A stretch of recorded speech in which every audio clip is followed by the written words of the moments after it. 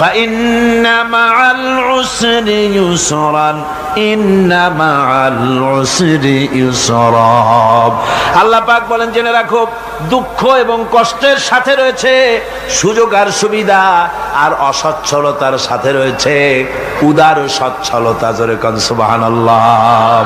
কাজে ভয় পাওয়ার কারণ নাই, হতাশ হওয়ার কারণ নাই, মন আশায় বুক বেঁধে রাখো। গুনাহ করেছো, হতাশ হয়ো না। যুবকদের গুনাহ করা স্বাভাবিক। ইউনিভার্সিটির ছাত্র, কলেজের ছাত্র, প্রফেসর, শিক্ষক, অফিসার ঘুষ খেয়েছেন, জিনা করা হয়েছে, মদ খাওয়া হয়েছে, মিথ্যা কথা বলা হয়েছে, যাই কিছু করেন না কেন ভয় পাওয়ার কারণ নাই, নিরাশ হওয়ার কোনো দরকার নাই। আল্লাহ পাক ডেকে বলেছেন, কুল ইয়া ইবাদিয়াল্লাযীনা আসরাফু আলা আনফুসিহিম লা তাকনাতু মির রাহমাতিল্লাহ। আরে আমার আল্লাহর মতো এত ভালো আর কেউ আছে? এত দরদ আর কারো আছে? আমার আল্লাহ বলেন, ও নবী আপনি শোনায় দেন,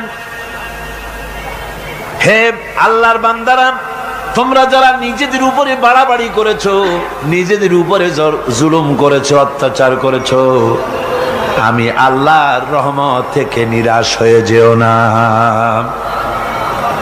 মানুষ যদি অপরাধ করে, বাপের সাথে অপরাধ করেছে, মায়ের সাথে অপরাধ করেছে, মা বাবা সন্তানের চাইতে এত বড় কল্যাণকামী তো আর কেউ নাই, কিন্তু মা বাবা কোনোদিন বলে না আয় আমার ছেলে তোরে মাফ করে দেই, এরকম বলে নাকি?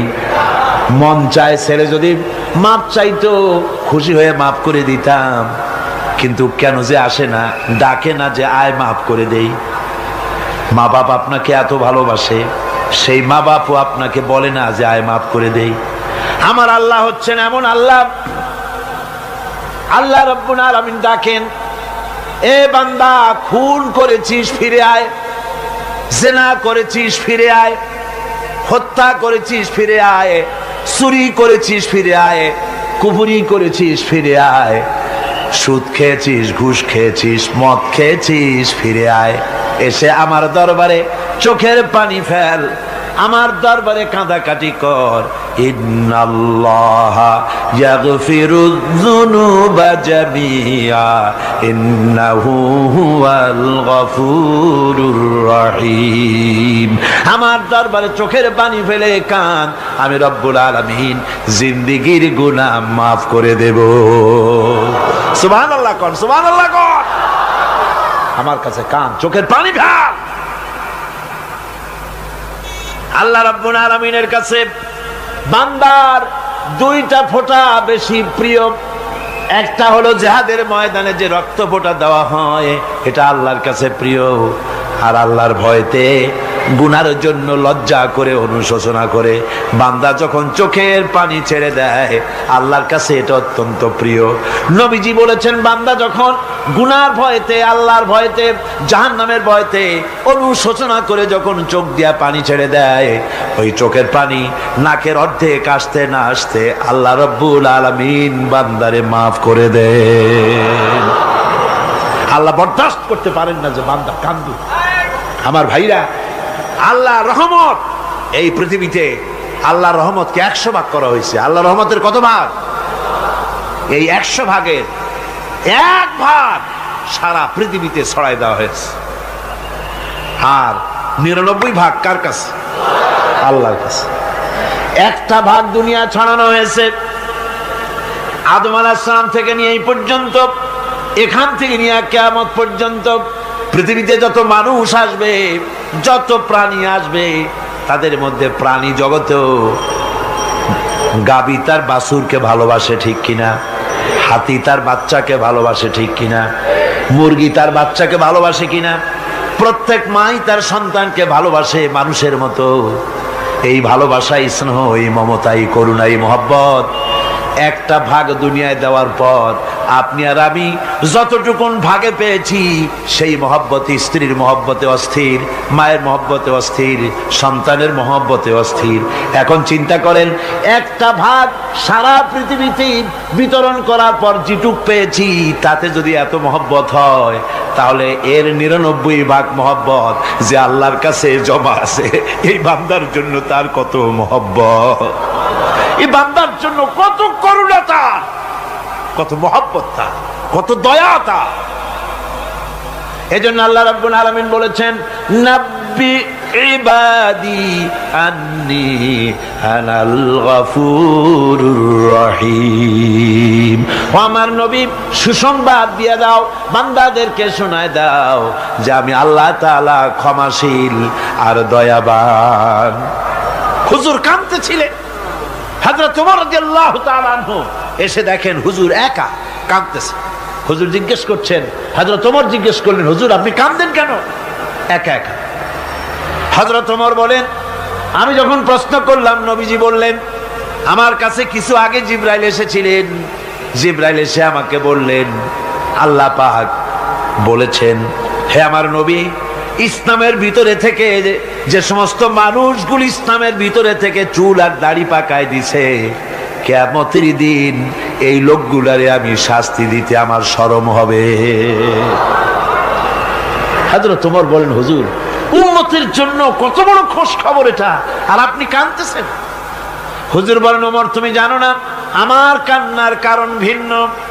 আমার কান্নার কারণ হলো যে আল্লাহ রাব্বুল আলামিন কিয়ামতের দিন দাড়ি চুল পাকা বান্দারে শাস্তি দিতে শরম করবেন, সেই দাড়ি চুল পাকা বান্দাগুলি আল্লাহর সাথে নাফরমানি করতে শরম করে না। আমি এই লজ্জায় কাঁদতেছি।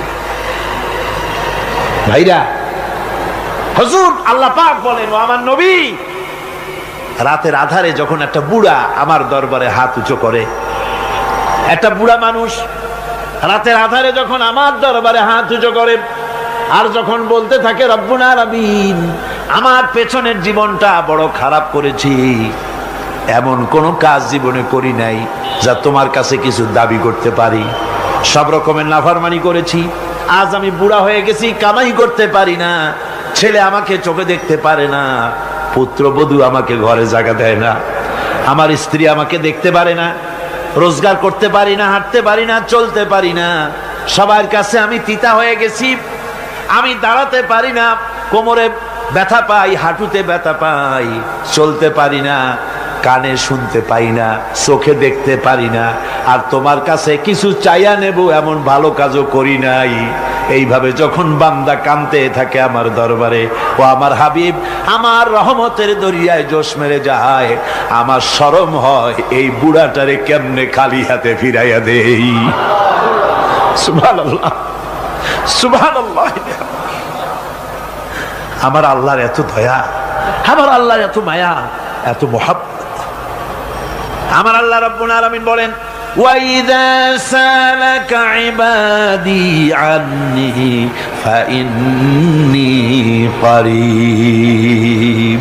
ও আমার হাবিব, আমার বান্দা আমার ব্যাপারে প্রশ্ন করে, আমি বান্দার একদম নিকটে। কোরআন শরীফের ভিতরে যত জায়গায় রাসূলকে বলা হয়েছে সুয়ালের কথা, আপনাকে প্রশ্ন করা হয়, আল্লাহ তার জবাব কুল এই কথা বলে জবাব দিয়েছেন। যত জায়গায় সুয়াল এসেছে, যেমন কোরআনে কারীমের মধ্যে আল্লাহ পাক বলেন, ওয়ায়াসআলুনাকা আনিল মাহিদ, মেয়েদের হায়েজ সম্পর্কে জিজ্ঞাসা করা হয়, কুল হিয়া আযা, হে নবী আপনি বলুন। এভাবে করে কুল দিয়ে জবাব দেওয়া হচ্ছে। আবার প্রশ্ন করা হচ্ছে, ওয়ায়াসআলুনাকা আনিল আনফাল, এই গনিমতের মাল সম্পর্কে হুজুর আপনাকে, হে নবী আপনাকে প্রশ্ন করা হয়। আল্লাহ কুল দিয়া জবাব দিলেন, আল্লাহ বলেন আপনি বলেন। ওয়ায়াসআলুনাকা আনিল খামরি ওয়াল মাইসির, আল্লাহ পাক বলেন নবী আপনারে প্রশ্ন করা হয়, কুল ফিহিমা ইসমুন কাবীর, আল্লাহ কুল দিয়া বললেন তুমি বলো। আবার বলা হলো ওয়ায়াসআলুনাকা আনিল আহিল্লা, কুল হিয়া মাওয়াকিতু লিন্নাস। ও নবী, আপনাকে প্রশ্ন করা হয় চাঁদের ক্রমবর্ধমান এবং ক্রমহ্রাস, এই যে বাড়ে আর কমে, পূর্ণিমা হয় অমাবস্যা হয়, কেন হয়? আপনি বলুন, কুল, আপনি বলেন, এটা আমি অক্ত এবং সময়, বছর আর দিন গণনা করার জন্য পৃথিবীবাসীদের জন্য বিনা পয়সায় একটা ক্যালেন্ডার বানাইয়া আকাশে ঝুলাই রেখেছি। এভাবে যত জায়গায় এসেছে আপনাকে প্রশ্ন করা হয়, তত জায়গায় আল্লাহ জবাব দিয়েছেন কুল, আপনি বলেন। গোটা কোরআন শরীফের ভিতরে এই একটি মাত্র জায়গা যেখানে বলা হয়েছে আপনাকে প্রশ্ন করা হয়। আল্লাহ এখানে বলতে পারতেন কুল, আপনি বলেন, আল্লাহ তোমাদের নিকটবর্তী, এভাবে জবাব হয় নাই।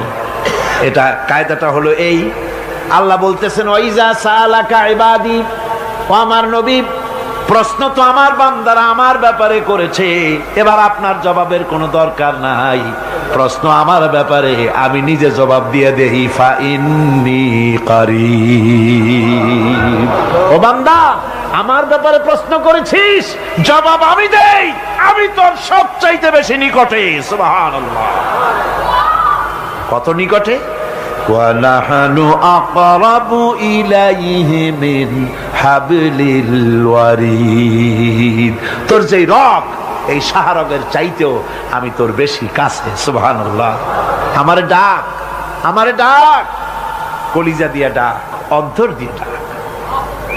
মনের থেকে মানুষ যদি ডাকে, মুখের ডাক আর মনের ডাক এক জিনিস নয়। দিল সে जो बात निकलती है असर रखती है पर नहीं मगर ताकते परवाज रखती है। দিল থেকে যে কথা বেরোয় তা প্রভাব বিস্তার করে, ডানা নাই কিন্তু ওড়ার ক্ষমতা রাখে। মনের কথাই ভিন্ন। মন থেকে, দিল থেকে, কলিজা থেকে, অন্তরের গভীর কন্দর থেকে মুহাব্বতের সাথে কেউ যদি একবার বলে আল্লাহ, বলেন আল্লাহ, আল্লাহ, আল্লাহ। আল্লাহ রাব্বুল আলামিন বলেন, অন্তরের অন্তঃস্থল থেকে একটি বার যদি বান্দা বলেন আল্লাহ, আল্লাহ বলেন 70 বার সাড়া দিয়া জিজ্ঞেস করি, বান্দা কি চাও, আমি তোমার কাছে আসি। সুবহানাল্লাহ, আমি তোর একদম কাছে, কি চাস বল, বল আমার কাছে। এমন দয়াবান, এমন মেহেরবান, এমন আল্লাহ আমাদের। সে আল্লাহ রাব্বুল আলামিন, তিনি বলছেন وقال ربكم ادعوني استجب لكم। তোমাদের রব বলেছেন আমারে ডাকো, আমি আল্লাহ ডাকের সাড়া দিয়া দেব। সুবহানাল্লাহ। কারে ডাকতে হবে? কারে ডাকতে হবে? এই বিশাল জনসমুদ্র একযোগে চিল্লা এখন কারে ডাকতে হবে? কোন পীর সাহেবকে নয়, আল্লাহর কসম কোন খাজা বাবাকে নয়, ডাকতে হবে কারে? চিল্লা এখন কারে? ওয়াকালা রাব্বুকুম উদউনি, তোমার রব তোমাকে বলতেছে আমারে ডাকো, আস্তাজিব লাকুম, আমারে ডাকবে আমি সাড়া দিয়ে দেব। সুবহানাল্লাহ। আল্লাহকে ডাকেন, কি চাই আপনার বলেন, কি চাই? আল্লাহর কাছে চান, আল্লাহ দিয়ে দিবে। যাওয়ার জায়গা আল্লাহর কাছে চাইবেন, আল্লাহ দিবেন। দেওয়ার জায়গা, চাওয়ার জায়গা হলো সেজদায় পড়ে যাবেন। আমার ভাইয়েরা, জায়গাটা চিনায় দিলাম। মাজারে যাওয়া লাগবে না, কবরে যাওয়া লাগবে না।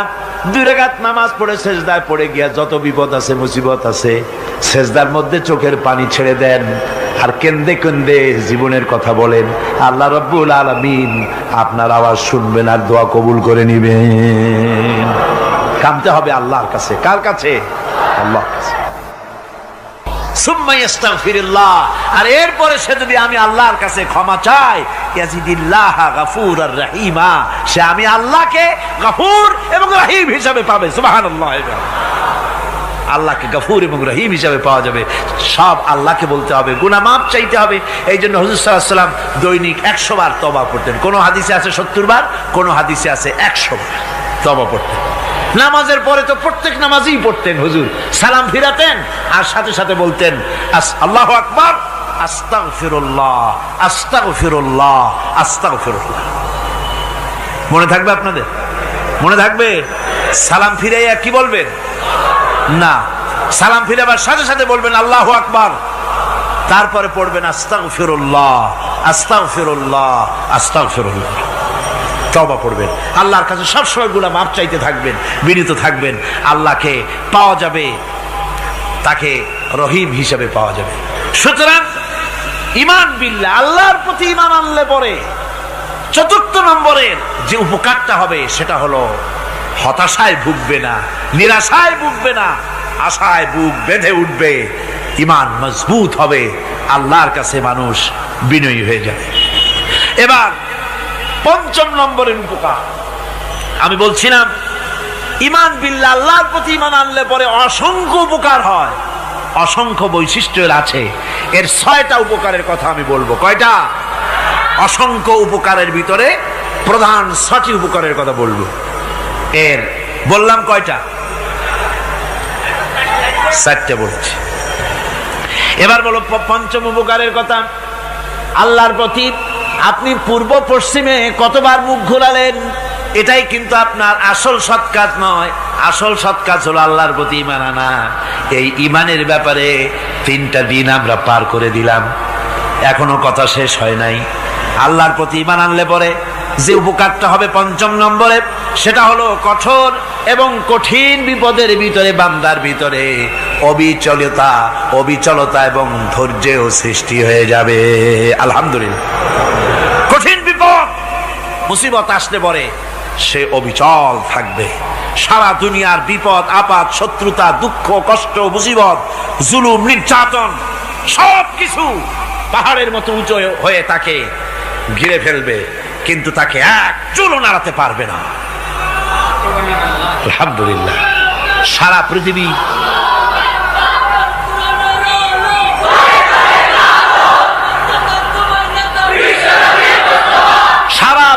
একদিকে আর সে একা একদিকে থাকবে। বিরোধিতা তো হবেই, বিপদ তো আসবেই। কবি বলতেছেন, সাথে জাকা রহা হ্যায় अज़ल से ता इमरोज, सतेजा रहा है अज़ल से ता इमरोज, चरागे मुस्तफावी से शरारे बुलहबीस। সে আবহমান কাল থেকে শুরু করে মুস্তাফা সাল্লাল্লাহু আলাইহি ওয়াসাল্লামের দীপ শিখার সাথে আবু জাহেল, আবু লাহাবের অগ্নিস্ফুলিঙ্গের টক্কর লেগেই আছে। রাসূলুল্লাহর আল্লাহর দেওয়া এই বিধান, এই দ্বীনের বাতিটা টিম টিম করে জ্বলেছে। আর গোরকি, টর্নেডো, হাজার হাজার মাইল বেগে হেরিকেন এসেছে, গোরকি এসেছে, টর্নেডো এসেছে, টাইফুন এসেছে, কিন্তু এই আলো নিবাইতে পারে নাই। সুবহানাল্লাহ। এই আলো নিবাতে পারে নাই। এই শত্রুতা চিরকালের, নিবাতে পারবে না। কারণ হচ্ছে আল্লাহ রাব্বুল আলামিন বলেছেন, ইউরিদুনা লিইউতফিউ নূরাল্লাহি বিআফওয়াহিহিম ওয়াল্লাহু মুতিম্মু নূরিহি ওয়ালাউ কারিহাল কাফিরুন। ওরা চায় মুখের ফু দিয়ে আমার আলোকে নিভিয়ে দেবে, কিন্তু আমি আমার আলোকে পূর্ণতা দান করব। তাতে কাফের বেঈমানদের কলজায় যত জ্বালা যন্ত্রণা হোক, আমার দ্বীন কেউ মিটাই দিতে পারবে না। কোন সুবহানাল্লাহ। সুতরাং বিপদে অবিচলতা আসবে, সে অটল হবে, মজবুত হবে। কোরআনে কারীম বলতেছে, ওয়া কাযালিকা জাআলনা লিকুল্লি নাবিয়্যিন আদুওয়াম মিনাল মুজরিমিন। এই পৃথিবীতে এমনি করে আমি সকল নবীদের শত্রু বানিয়েছি, সব পাপিষ্ঠ অপরাধীদেরকে। নবীদের সাথে বিরোধিতা করেছে কারা? পাপিষ্ঠরা, অপরাধীরা। আজও খুঁজে দেখেন আজও ইসলামী আন্দোলনের বিরোধিতা যারা করে সবগুলি কি পাপিষ্ঠ। সত্য কি না কর? ইসলামী আন্দোলনের বিরোধিতা যারা করে হিসাব করে, চোখ দিয়ে তাকায় দেখেন, খুঁজে দেখেন তাদের নামগুলি। মদখোর, জেনাকার, বদমাশ, চোর, হাইজাকার, বেনামাজি, লুটেরা, মিথ্যাবাদী, সবচাইতে সমাজের নিকৃষ্ট লোকগুলি ইসলামের বিরোধিতা করে।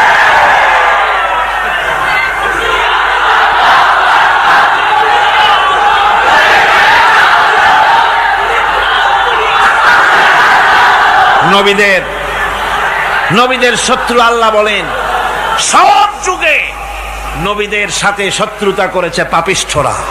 আল্লাহর কথা, কার কথা? সকল যুগে নবীদের সাথে শত্রুতা করেছে পাপিষ্ঠরা, নিকৃষ্ট ধরনের অপরাধীরা। সুতরাং নবী রাসূলদের অবস্থা যখন এই, তখন দ্বীনের দাওয়াত যারাই দেবে তাদের কিসমত এরকম হবেই।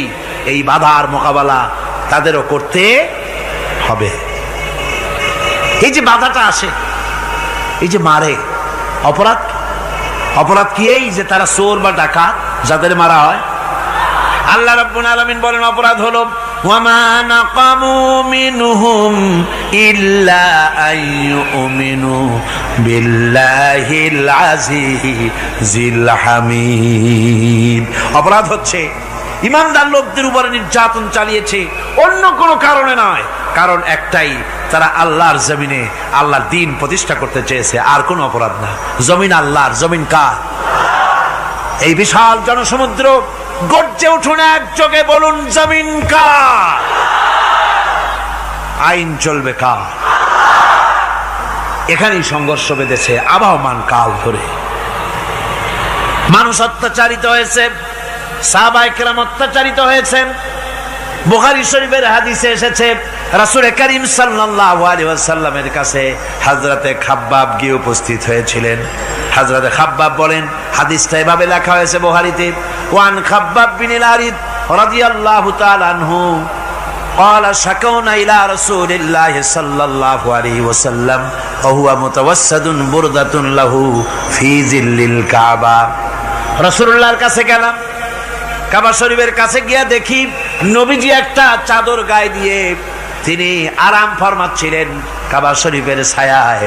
সেখানে গিয়ে বললাম, আলা তাস্তানসিরু লানা আলা তাদউ লানা ইয়া রাসূলুল্লাহ, হে আল্লাহর রাসূল, আপনি কি আমাদের জন্য আল্লাহর কাছে দোয়া চাইবেন না? আপনি কি আল্লাহর কাছে আমাদের জন্য সাহায্য চাইবেন না? আমাদের লোকগুলিকে, মুসলমানগুলিকে মারতে মারতে তো শেষ করে ফেলে দিল। তারা আমাদের সুমাইয়াকে মারলো, আমাদের খাব্বাবকে উটের সাথে পায়ের দড়ি লাগায় টানলো, আমাদের খোবায়েবকে তারা আগুনের উপরে চিৎ করে শোয়ায় রাখলো, না খায় রাখতেছে, মারতেছে, কষ্টে তো শেষ হয়ে গেলাম। হুজুর, আপনি কি আমাদের জন্য দোয়া করবেন না? হাদিস শরীফে এসেছে নবীজি উঠে বসলেন সোজা হয়ে। নবীজি বলেন, ও আমার সাহাবী, ও খাব্বাব, শোনো, তোমাদের আগে এই পৃথিবীতে যারা দ্বীনের দাওয়াত দিতে এসেছিলেন তাদেরকে সমকালীন রাষ্ট্র শক্তি, সমাজ শক্তি তাদেরকে ধরতো। ফায়ু খাজুর রাজুলো, তাদেরকে তারা ধরতো। ফায়ুহফারু লাহু ফিল আরদ, আর তার জন্য জমিনের ভিতরে কবর বানাইতো। ওই কবর ফায়ু জালু ফিহা, ওই কবরের ভিতরে তাকে কোমর পর্যন্ত গেড়ে দিত। সুম্মা ইউতা বিল মানশার, এরপরে করাত আনতো। ফায়ুদাউ আলা রাসিহি, এরপরে ওই করাত তার মাথার উপরে রাখতো। ফায়ুজালু নিসফাইন, এরপরে করাত দিয়া চিরে জীবিত মানুষটারে দ্বিখণ্ডিত করে ফেলে দিত। মা ইয়াসুদ্দুহু যালিকা আন দীনিহি। ও আমার খাব্বাব, এত কষ্ট দেওয়ার পরেও সেই যুগের কোন মুসলমানকে, দ্বীনের দায়ীদেরকে আল্লাহর দ্বীন থেকে এক চুলো তারা সরাই দিতে পারে নাই, এক চুলো সরাতে পারে নাই। ওয়াল্লাহি, ও খাব্বাব, আমি আমার আল্লাহর নামে কসম করে বলছি, লা ইউতাম্মান্নাল্লাহু হাযাল আমরা হাত্তা ইয়াসিরার রাকিবু মিন সানা ইলা হাযরামাউত। আমি কসম করে বলি, আল্লাহ রাব্বুল আলামিনের এই সানা থেকে হাজারামাউত পর্যন্ত লোকেরা যাতায়াত করবে, সুন্দরী রমণীরা গমন করবে, সদাগরেরা যাতায়াত করবে, টাকা নিয়া পয়সা নিয়া যাতায়াত করবে। তাদের মনের মধ্যে লুটের ভয়, টাকার ভয়, চুরির ভয়, ডাকাতির ভয়, জেনার ভয়, হত্যার ভয়, ধর্ষণের ভয়, কোনো ভয় থাকবে না। লা ইয়াখাফু ইল্লাল্লাহ, আল্লাহ ছাড়া কোনো ভয় থাকবে না। এমন একটা সমাজ, এমন একটা সময় আসবে। ওয়ালাকিন্নাকুম তাস্তাজিলুন, অথচ খুব তাড়াহুড়ো তোমরা করতেছো। তাড়াহুড়ো করো না, সময় আসবে ইনশাআল্লাহ। আমার ভাইয়েরা, আমার বন্ধুগণ, কঠিন বিপদে অবিচলতা এবং ধৈর্যের দৃষ্টান্ত রেখে গেছেন আম্বিয়া আলাইহিমুস সালাম। সুবহানাল্লাহ। কঠিন বিপদে অবিচলতা, দৃঢ়তা, ধৈর্য কারে বলে, তার দৃষ্টান্ত কারা রেখেছেন? আম্বিয়া আলাইহিমুস সালাম। ওনারাই আমাদের আদর্শ, নবীরাই আদর্শ। সাহাবায়ে কেরাম রিদওয়ানুল্লাহ তাআলা আলাইহিম আজমাইন আমাদের আদর্শ। ভাইরা আমার, মুসা আলাইহিস সালামকে ফেরাউন যখন ঘিরে ফেলে দিল, কোরআনের সব কথা গল্প গুজবার ইতিহাসের জন্য লেখা হয় নাই। কোরআনের মধ্যে যা লেখা হয়েছে সব বান্দাদের উপদেশের জন্য, যাতে করে লোকেরা চিরটা কাল এর থেকে উপদেশ নিয়ে নিজেদের তৈরি করতে পারে। জোরে বলেন সুবহানাল্লাহ। মুসা আলাইহিস সালামের কথা আল্লাহ বলেন, ফেরাউন তাকে ঘিরে ফেলে দিল, পালাবার রাস্তা নাই। ফালাম্মা ترى الجمعان قال أصحاب موسى إنا لمدركون। মুসা আলাইহিস সালামের উম্মতেরা বললেন, হে মুসা, পাকড়াও হয়ে গেছি, পালাবার রাস্তা নাই। তিন দিক থেকে আমাদেরকে ঘেরাও করেছে ফেরাউনের শক্তি। সামনে কি? দরিয়া, আর তিন দিকে কি? ঘেরাও আন্দোলন। পালাবার পথ নাই, পালাবার পথ নাই। সারাশি আক্রমণ, ঘেরাও আন্দোলন। এই যে ঘেরাও টেরাও তো আজকে নতুন নাই, ঘেরাও আসছে অনেক আগের থেকে। আসলে কথা বুঝতে পেরেছি। মাইক না থাকলে আমি কি করবো কন? আজকে এরকম হচ্ছে কেন? আগামীকাল ঠিক হবে ইনশাআল্লাহ, রাগ করেন না। গান হচ্ছে, বসেন বসেন। শয়তান ঢুকছে মাইকের মধ্যে। অনেক সময় হয় কি, মাইকের হাই পাওয়ারের যে মেশিন আছে, এর ভিতরে ইথার থেকে রেডিওর ওই গানগুলি ওর মধ্যে ঢুকে পড়ে। কথা বুঝতে পেরেছেন? এই জন্য শয়তান তো আর বসে থাকে না, ওরও তো কিছু করার আছে। ধৈর্য ধরেন, ধৈর্য ধরেন। কালকে অপারেটরদেরকে মাওলানা শামসুদ্দিন সাহেবের কাছে অনুরোধ করব, অপারেটর একটু ভালো করে হেদায়েত করে দেবেন। মাইকে আজকে আমার নিজেরও কষ্ট হচ্ছে, আমিও বুঝতে পারছি না যে আমার কথাগুলি কি আওয়াজে বেরোচ্ছে, যার জন্য আমাকে বেশি চিল্লাইতে হচ্ছে। বক্তাকে কি লাউডে তার কথা বেরোচ্ছে তা তার কানে আসতে হয়, তাহলে বোঝা যায় যে আমার কথাগুলি কিভাবে বেরোচ্ছে। এটা এই অবস্থায় সিচুয়েশন আজকে নাই, এবং লোকেরাও মাইকের ব্যাপারে আজকে অভিযোগ করেছে, যা বিগত 16 বছরে করে নাই। সেটের ব্যাপারে কোথাও কোনো অসুবিধা হয়েছে? মাইকটা ভালো, এবং মাইক যারা দেন প্রতি বছর খেদমত করে, আল্লাহ তাদের প্রতি রহম করুন। সবাই বলেন আমিন। এদেরকে রাগ করে পথে পাই আবার মারধর করেন না। সিলেটের যে তাফসির মাহফিল হয়, বিগত 19 বছর তাফসির করেছি একটানা, এবার 20 বছর পুরো হবে ইনশাআল্লাহ।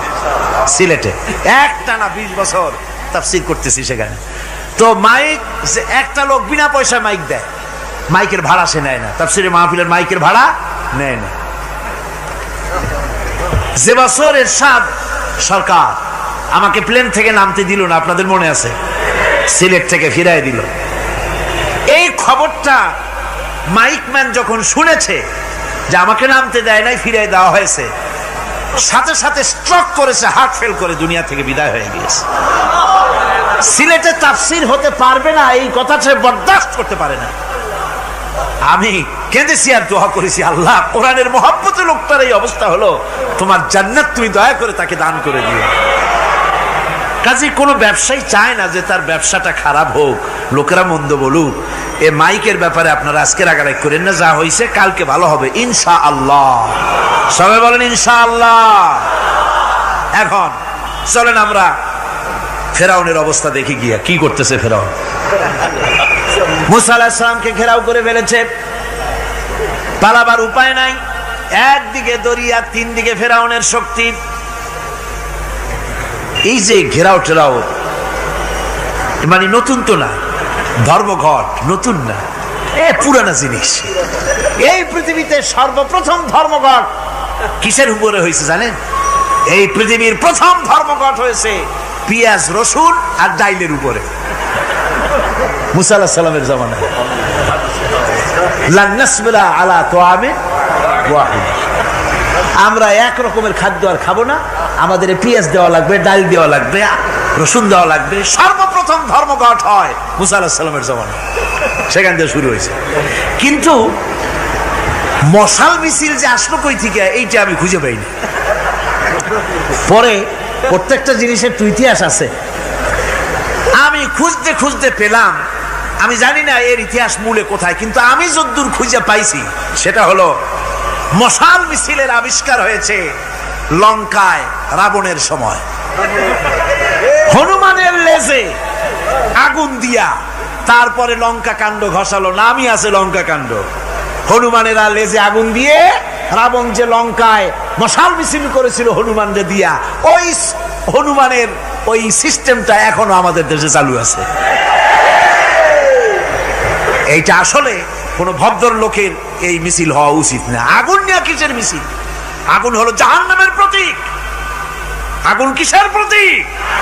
জাহান্নামের প্রতীক। যদিও আমাদের উপকারে লাগে, কাজে লাগে। সুতরাং আমরা যা করব, প্রত্যেকটা জিনিসের পেছনে সুন্নতে নববীর কোনো না কিছু থাকতে হবে। কথা বুঝতে পেরেছেন? তিন দিক থেকে ঘেরাও হয়ে গেছে, পালাবার কোনো রাস্তা। হযরতে মুসা আলাইহিস সালামের কাছে উম্মতেরা বললেন, পালাবার তো কোনো পথ নাই, এখন উপায়টা কি? আমাদের তো আর উপায় নাই। মুসা আলাইহিস সালাম দেখেন বিপদে পড়ে গেছেন, কিন্তু ধৈর্য হারান নাই, ভয় পান নাই। ভয় পাইছিলেন? ভয় পেয়েছেন? প্রশ্নই ওঠে না। মুসা আলাইহিস সালাম আল্লাহ পাক যাদেরকে বলেছেন উলুল আযম রাসূল, যাদের বলেছেন তার মধ্যে হযরত মুসা একজন উলুল আযম পয়গম্বর। চারটিখানি কথা না, আল্লাহ কথা বলছেন তার সাথে, কালিমুল্লাহ তিনি। সুবহানাল্লাহ। মুসা আলাইহিস সালাম শোনালেন, কাল্লা ইন্না মাইয়া রাব্বি সায়াহদিন। কখনো নয়, আমার উম্মতেরা ভয় পেও না, আমার রব অবশ্যই আমাকে পথ দেখাবেন। সুবহানাল্লাহ। তিন দিক থেকে শত্রু, একদিকে দরিয়া, পালাবার কোন রাস্তা নাই। সেখানে দৃঢ়তার সাথে তিনি বলছেন, অবশ্যই আমার আল্লাহ আমারে পথ দেখাবে। সুবহানাল্লাহ। নবীরা এই দৃঢ়তা দেখিয়েছেন, অবিচলতা দেখাইছেন। আল্লাহ পাক মুসা আলাইহিস সালাম যখন এই দৃঢ়তা দেখালেন, এই অবিচলতা দেখালেন, সঙ্গে সঙ্গে জিবরাইল এসে হাজির হয়ে গেলেন। আল্লাহ পাক বলেন, ফাআওহাইনা ইলা মুসা আন আদরিব বিআসাকাল বাহরা ফানফালাকা ফাকানা কুল্লু ফিরকিন কাত্তাউদিল আযীম। মুসা আলাইহিস সালামকে আমি ওহী নাযিল করলাম, তাকে বললাম হাতে যে লাঠি আছে, এই লাঠি দিয়ে আঘাত করো দরিয়ার উপরে। দরিয়ার উপরে আঘাত করলেন, একটা রাস্তা হয় নাই, 12টা রাস্তা তৈরি হয়ে গেল।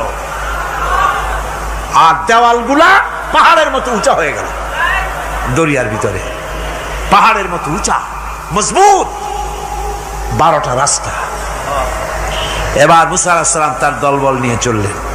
আল্লাহ রাব্বুল আলামিন বলেন, ওয়া আনজাইনা মুসা ওয়া মান মাআহু আজমাইন। মুসা এবং তার সাথী সঙ্গীদেরকে আমি পার করে দিলাম। মুসা আলাইহিস সালাম এবং তার সাথী সঙ্গী নিয়ে যখন দরিয়ার মাঝখানে আসছে, ফেরাউন তার দলবল নিয়ে এসে গেছে। আসে দেখে নদীর মধ্যে রাস্তা। বাবা, খুব তো কায়দা। ও মনে করছে ওর বাজানের তৈরি করা ডিস্ট্রিক্ট বোর্ডের রাস্তা। ওর লোকজন নিয়ে নেমে গেছে দরিয়ার ভিতরে, ও আসছে মাঝখানে, মুসা আলাইহিস সালাম চলে গেছেন ওপার, দরিয়া পার। মাঝখানে যখন এসে গেল, আল্লাহ রাব্বুল আলামিন পানিকে অর্ডার করলেন কুন। আল্লাহর তো বটন টেপা লাগে না, মুখ দিয়া কোনো হুকুম করা লাগে না, শুধু বলেন কুন। যে ব্যাপারে কুন বলেন ফায়াকুন, সাথে সাথে হয়ে যায়। আল্লাহ বললেন কুন, আর অমনি রাস্তা বন্ধ হয়ে গেল। এবার তুফান শুরু হয়েছে নদীতে, ঢেউয়ের উপরে ঢেউ, মৌজুন কাল জিবাল, পাহাড়ের মতো উঁচু হয়ে হয়ে ঢেউ আসতেছে। দলবল ঘোড়া আর অস্ত্রপাতি যা ছিল সব মরিয়া শেষ। এবার ফেরাউন একা উপরে ওঠে আর নিচে নামে, পানি খেতে খেতে পেটের কাম সারা, জনমের খাওয়া খাইছে পানি। এখন জান যা, বাঁচবার আর উপায় নাই, বাঁচবার আর উপায় নাই। ফেরাউন তার নিজের জীবন সম্পর্কে হতাশ হয়ে গেল। এবার ফেরাউন বলতেছে, আমানতু আন্নাহু লা ইলাহা ইল্লাল্লাযী আমানাত বিহি বানু ইসরাঈল। আমি ঈমান আনলাম, আমি ঈমান আনলাম আল্লাহ ছাড়া কোন ইলাহা নাই। ওই আল্লাহর উপর ঈমান আনলাম যে আল্লাহর উপর ঈমান এনেছে বনি ইসরাইলেরা। আল্লাহ যাতে ঠিক পায় যে কোন আল্লাহর উপর ঈমান আনছে। বনি ইসরাইলের আল্লাহর উপর ঈমান আনলাম। আল্লাহ এই তো মুসলমান হয়ে গেছি, এরপরও আমারে সুবাও কেন? আল্লাহ রাব্বুল আলামিন জবাবে বলেন, আল আন, এখন ওয়াকাদ আসাইতা ক্বাবলু ওয়া কুনতা মিনাল মুফসিদিন। এখন ঈমান আনার কথা বলছো, অথচ যুগের পর যুগ, বছরের পর বছর ধরে আমার মানুষের উপরে মন গড়া আইন চালায়েছো, আমার পয়গম্বরের সাথে বেয়াদবি করেছো। আজ তোমাকে আমি ছাড়ছি না, তোমাকে আজকে ছেড়ে দেব না, আমি তোমাকে মারব। আর সমস্ত প্রাণীগুলিকে, স্থলচর প্রাণীগুলিকে আল্লাহ পাক অর্ডার দিয়া দিলেন, এই ফেরাউনের লাশকে ডুবাবি না, পচাবি না, খাবি না। আল ইয়াউমা নুনাজ্জিকা বিবাদানিক, আমি তোমার শরীরে বাঁচায় দেব। পোকে খাবে না, পানিতে পচবে না, মাছে খাবে না, কুমিরে খাবে না, দুনিয়ার কোনো পশুতে খাবে না। আমি তোরে শুটকি বানাইয়া রাখবো, যাতে করে দুনিয়ার সমস্ত ফেরাউন যত যুগে যুগে আসে তোরে দেখে যেন হেদায়েত নিতে পারে। ফেরাউনকে আল্লাহ শুটকি বানায় রাখছে। আমি ফেরাউনদের লাশ দেখেছি ব্রিটিশ মিউজিয়ামে। ফেরাউন তো একটা না, অনেকগুলা। আসলদারে অবশ্য দেখিনি। ব্রিটিশ মিউজিয়ামে ওই ফেরাউনগুলার লাশ যখন অসুবিধা হয়, মমিগুলি, তখন ইংল্যান্ডে নিয়ে যায় চিকিৎসা করাবার জন্য। চোখ টোক আছে গর্তের ভিতরে, তারপরে চামড়া টামড়া হাড়ের সাথে মিশানো, ওইভাবে চেহারা দেখলে মনে হয় যে সত্যি ফেরাউনিগুলো। আর ব্রিটিশের কাম মিশর থেকে না আনছে এমন কোন জিনিস নাই। আমি সেখানে এক বক্তৃতা বলছিলাম, আপনারা এদের এখন সভ্য, এদের এখন ভদ্র, এরা হলো ইন্টারন্যাশনাল চোর। ওরা সারা দুনিয়া চুরি করেছে। লন্ডনে বক্তৃতা করেছি, সারাটা দুনিয়া চুরি করছে, আমাদের দেশকে শোষণ করেছে। এই বিশাল ভূভাগকে শোষণ করে ইংল্যান্ডের দ্বীপটাকে তারা সাজাইছে। তারা ময়ূর সিংহাসনের, শাহজাহানের ময়ূর সিংহাসনের ময়ূরের বাম চোখে কোহিনূর মণি লাগাইছিলেন। শাহজাহান ময়ূরের ডান চোখে কোহিনূর মণি লাগায় নাই। কোহিনূর মণির অনেক দাম, আমি দেখে এসেছি মণি। এখন সেটা কুইন এলিজাবেথের মুকুটে শোভা পাচ্ছে। সেই মণি এমনি বলে প্রবাদে ৭ রাজার ধন এক মাণিক্য, বলেন এরকম, অনেক দাম। শাহজাহান দেখালেন, আমি মুসলমান, আমার কাছে এটার দাম নাই, এই জন্য ময়ূরের ডান চোখে লাগালাম না, বাম চোখে লাগাই দিলাম। এইটারে চুরি করছে। তারপরে মিশর থেকে, মিশরের মমি চুরি করেছে, জুতা চুরি করছে, ছাতি চুরি করছে, পিসা চুরি করেছে। আমি বললাম, এগুলা কি ভদ্রলোক নাকি? এরা জুতা চোর, পিসা চোর, লাঠি চোর, সব চুরি করেছে। যাই দেখেন ব্রিটিশ মিউজিয়ামের মধ্যে সব দুনিয়ার চুরি করা জিনিস নিয়ে তারা মানুষকে দেখাইয়া পয়সা অর্জন করছে। টিপু সুলতানের তরবারিটা পর্যন্ত চুরি করেছে। আজ পর্যন্ত ব্রিটিশ মিউজিয়ামে টিপু সুলতানের তরবারিটা আছে, আমি তরবারিটা দেখে এসেছি। আমার বন্ধুগণ, বলতেছিলাম যে পৃথিবীতে আল্লাহ রাব্বুল আলামিন নবীরা তাদের চরিত্র দিয়ে বিপদের মোকাবেলা করে দুনিয়ার সামনে কঠিন বিপদের মোকাবেলা করে অবিচলতা, দৃঢ়তা দেখায় গেছেন যে কেমন করে এই পৃথিবীতে বিপদের সামনে মোকাবেলা করতে হয়। ধৈর্য ধরতে হবে, বিপদ আসবে পাহাড় সমান হয়ে, আপনাকে ধৈর্য ধারণ করতে হবে সেভাবে বুক বেঁধে। যেহেতু এটা যদি বিশ্বাস হয় যে আমার কিসমতে যা আছে তার থেকে বেশি কিছু হবে না, তাহলেই আপনার ধৈর্য আসবে, ভয় পাবেন না। কথা ঠিক কিনা কন? এবারে হযরত হুদ আলাইহিস সালাম সম্পর্কে আল্লাহ রাব্বুল আলামিন বলেন, হযরতে হুদকে যখন ষড়যন্ত্র হলো কাফির বেঈমানেরা তাকে মেরে ফেলার জন্য যখন সরকারি ষড়যন্ত্রে লিপ্ত হয়ে গেল, হযরতে হুদ সমাজের এই চ্যালেঞ্জের মোকাবেলা করলেন। হযরত হুদ বলেন, ফাকিদুনি জামিআন সুম্মা লা তুনজিরুন ইন্নী তাওয়াক্কালতু আলাল্লাহি রাব্বি ওয়া রাব্বিকুম। তোমরা তোমাদের ষড়যন্ত্র আমার বিরুদ্ধে যত পারো আমার বিরুদ্ধে ষড়যন্ত্র চালাও, এতটুকুন আমার অবকাশ দিও না। আমি এমন আল্লাহর উপরে ভরসা করেছি যার হাতের ভিতরে তোমাদেরও জান আর আমারও জান। যা পারো তাই করো।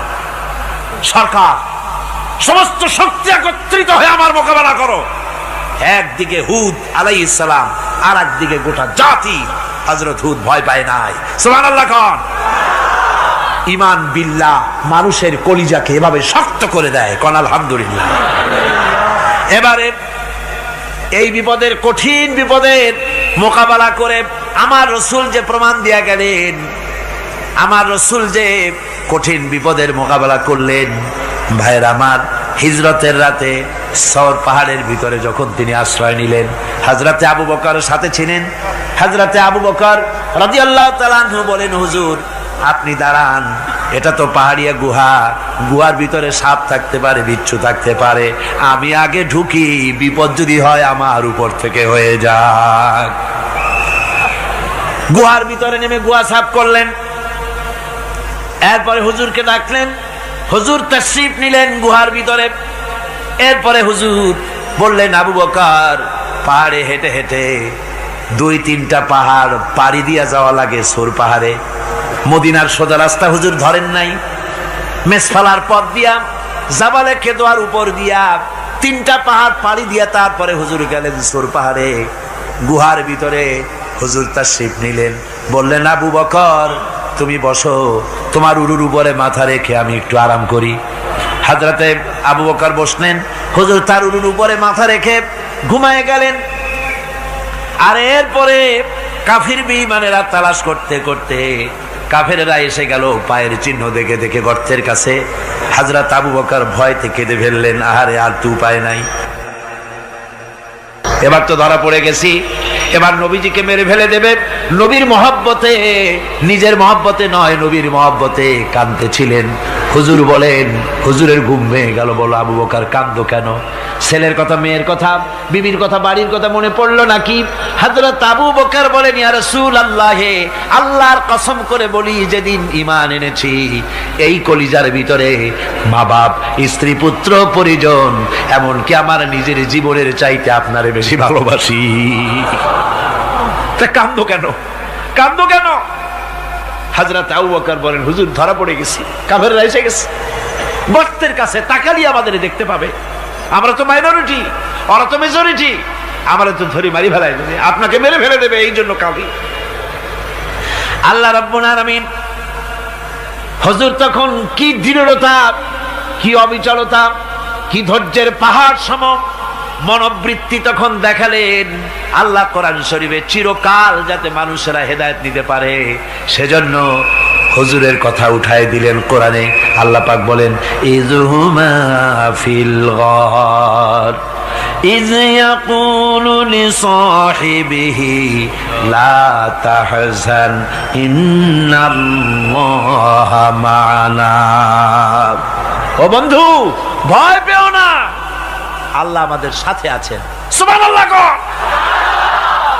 আল্লাহ আমাদের সাথে আছেন। আমরা মাইনরিটি নই, আমরাই মেজরিটি। আল্লাহ আছে আমার সাথে, ভয় পাওয়ার কোনো কারণ নাই। সুবহানাল্লাহ। আল্লাহ পাক বলেন, فأنزل الله سكينته عليه وأيده بجنود لم تروها। আমি এদের অন্তরের ভিতরে আমি শান্তি নাজিল করে দিলাম, প্রশান্তি দিয়া দিলাম, আর আমি সাহায্য করলাম, আর এমন সব সৈন্য পাঠায় দিলাম যে সৈন্যগুলি তোমরা দেখতে পাও নাই। সুবহানাল্লাহ ওয়া বিহামদিহি। ভাইরা আমার, রাসূল করিম সাল্লাল্লাহু আলাইহি সাল্লাম এই বিপদের মাঝে, চরম বিপদের মাঝে অবিচলতা, দৃঢ়তা, কঠিন আত্মনির্ভরতা দেখিয়েছেন। এগুলি হলো ঈমানের পঞ্চম নম্বরের উপকারিতা। আল্লাহর প্রতি ঈমান আনলে এভাবে পাহাড় সম ঈমান মজবুত হয়ে যায়। জেলের পরোয়া করি না, ফাঁসির পরোয়া করি না, শহীদ হওয়ার পরোয়া করি না, মেরে ফেলে দেবে, উড়ায় দেবে, হত্যা করবে, পরোয়া করি না। পরোয়া করি কেবলমাত্র কাকে? জোরে বলেন কারে? এইরকম মুসলমান হাজার হাজার লাখ লাখ দরকার নাই, 313 জন যথেষ্ট। কয়জন যথেষ্ট? 313 জন যথেষ্ট। বদরে যারা জান দিয়ে মাল দিয়ে দিনকে প্রতিষ্ঠিত করেছিলেন, এরকম 313 জনই যথেষ্ট ছিল। এই দৃঢ়তা, এই অবিচলতা, এই ঈমান, এই ধৈর্য শিক্ষা দেয়, এই উপকার করে ঈমান বিল্লাহ। আল্লাহর প্রতি ঈমান আনলে এভাবে পাহাড়ের মতো শক্ত হয়ে যায় কলিজা। কোন আলহামদুলিল্লাহ। আমার বন্ধুগণ, এবার আমি বলবো সর্বশেষ উপকারের কথাটা বলি, মোনাজাত ছেড়ে দেব। কয়টার কথা বলছিলাম? উপকার 6টা উপকারের কথা বলেছি। অনেকগুলি বৈশিষ্ট্য, অনেকগুলি উপকারের মধ্যে আল্লাহর প্রতি ঈমানের 6টা উপকারের কথা 5টা বলা হয়ে গেছে। এবার 6ষ্ঠ নম্বর এবং শেষ নম্বর, এটা হচ্ছে আল্লাহর প্রতি ঈমান আনলে পরে তার দ্বারা সবচাইতে বেশি ফায়দা পায় সমাজ এবং রাষ্ট্র। কোন আলহামদুলিল্লাহ, কোন আলহামদুলিল্লাহ। আল্লাহর প্রতি ঈমানের দ্বারা নৈতিক সংশোধন হয় এবং রাষ্ট্র আর সমাজ সবচাইতে বেশি উপকৃত হয়। কারণ হলো ঈমানদার ব্যক্তি আল্লাহর প্রতি যে ঈমান এনেছে, তার মনের মধ্যে ধারণা এটা হয়, আমার কোনো কাজ তো গোপন থাকে না। ইন্নাল্লাহা লা ইয়াখফা আলাইহি শাইউন ফিল আরদি ওয়ালা ফিস সামা। আল্লাহর কাছে গোপন বলতে কিছু নাই, আকাশেও নাই, জমিনেও নাই, কোনো কিছু গোপন নাই। সুতরাং আমি যা করি সব আল্লাহ দেখেন এবং শোনেন। এমনকি মানুষ যে কল্পনা করে, সে কল্পনাও আল্লাহ টের পায় না, নাকি? টের পায় কিনা? ওয়াইন তুবদু মিন আনফুসিকুম আও তুখফুহু ইউহাসিবুকুম বিহিল্লাহ। মনের ভিতরে যে কল্পনা করো, আল্লাহ পাক বলেন এ কল্পনারও হিসাব আমি রব্বুল আলামিন তোমার কাছ থেকে নেব। ফায়ুআযযিবু মান ইয়াশাউ, যারে খুশি শাস্তি দেব, আর যারে খুশি আমি মাফ করে দেব। জোরে বলেন সুবহানাল্লাহ। ফায়াগফিরু লিমান ইয়াশা ওয়া ইউআযযিবু মান ইয়াশা, যারে খুশি মাফ করব, যারে খুশি শাস্তি দেব, কল্পনারও হিসাব নেব। এই কথা মুমিনের যদি জানা থাকে, তাহলে আর তার কোনো চিন্তা থাকে না, তার নৈতিক চরিত্র ভালো হয়ে যায়। কোন সুবহানাল্লাহ। আমার বন্ধুগণ, ঈমানদার লোক, আল্লাহর প্রতি ঈমান আসলে পরে সমাজ উপকৃত হয়, রাষ্ট্র উপকৃত হয়ে যায়। যেহেতু বান্দা জানে আমি দায়িত্বহীন কোনো কথা বলতে পারবো না, দায়িত্বহীন কোনো কাজ করতে পারবো না। আল্লাহ পাক বলেছেন, মা ইয়ালফিযু মিন কাউলিন ইল্লা লাদাইহি রাকীবুন আতীদ। বান্দা এমন কোনো কথা বলে না যে কথা আমার ফেরেশতারা রেকর্ড করে না রাখে। কাজী মুমিন ব্যক্তি আল্লাহর ভয়তে দায়িত্বহীন কথা বলবে না। নির্বাচন আসতে পরে রাস্তা সোনা দিয়ে বান্ধায় দেব, এই করব সেই করব, না খাইয়া কেউ মরবেন না। আসে না নির্বাচনের সময় সারাগালি বদনারা মঞ্চে দাঁড়িয়ে কত বড় বক্তৃতা করে, ভাইয়ের আমার, বোনের আমার, এবার আমার বোতল মার্কা বাক্স, আপনারা আমাকে ভোট দিয়ে দেশ এবং জাতির আরেকবার 12:30 বাজাইবার সুযোগ দিন। এবার ক্ষমতায় গেলে কেউ না খাইয়া মরবেন না, কিন্তু কি খাইয়া মরবে তাও বলেন। এর মারফতি অর্থ হচ্ছে এই, ওরা যদি ক্ষমতায় যেতে পারে তাহলে বিষ খাইয়া হোক, গুলি খাইয়া হোক, কিছু না কিছু খেয়ে মরতে হবে। একেবারে খালি পেটে মরলে গ্যাস্ট্রিক হওয়ার সম্ভাবনা আছে। ঈমান বিল্লাহ যদি না থাকে, আল্লাহর ভয় যদি না থাকে, তাহলে দায়িত্বহীন কথা বলে। আর আল্লাহর ভয় যদি থাকে, তাহলে নৈতিকতার সংশোধন হয়ে যায়, দায়িত্বপূর্ণ কথা বলে, মানুষকে ফাঁকি দেয় না। আমার বন্ধুগণ, আল্লাহ রাব্বুল আলামিন তার বান্দা যারা আল্লাহকে ভয় করে, সে ভয় করা বান্দাগুলির মনের মধ্যেই চিন্তা এসে যায়, আমি যেখানে থাকি না কেন আল্লাহ আমাকে দেখতেছেন, শুনতেছেন। রাতে হোক দিনে হোক, যেখানে আছি আল্লাহ আমারে দেখতেছেন।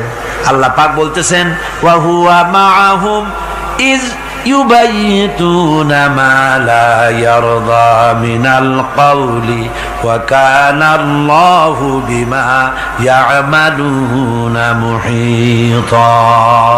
আল্লাহ পাক বলেন, আমি তো আমার বান্দার নিকটে তখনও থাকি যখন সে গোপনে গোপনে রাতের বেলায় আমার মর্জির খেলাফ পরামর্শ করে। আমার মর্জির খেলাফ পরামর্শ করতেছে রাত্রে, আমি তো তখনও কাছে থাকি, ওটা আমি শুনি। ঈমান যদি আসে, তাহলে এই সব কাজ থেকে সে বিরত থাকে।